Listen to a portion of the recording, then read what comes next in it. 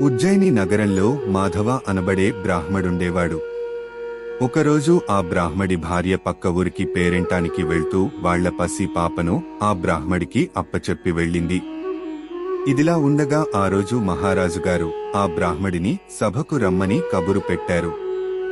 పసిపాపను ఇంట్లో వదిలేసి ఎలా వెళ్లడమని ఆలోచిస్తున్న బ్రాహ్మడికి అతని ముంగిస కనిపించింది.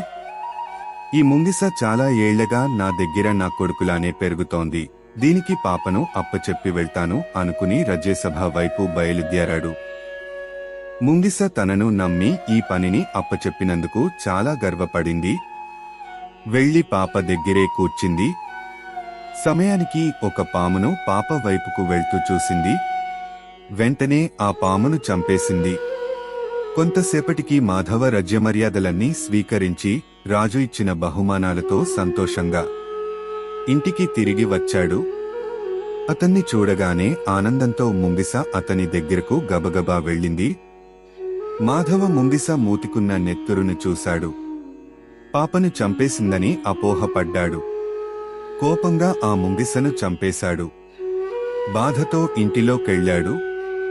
ఎదురుగానే పసి పాప తన ఉయ్యాలలో హాయిగా నిద్రపోతోంది.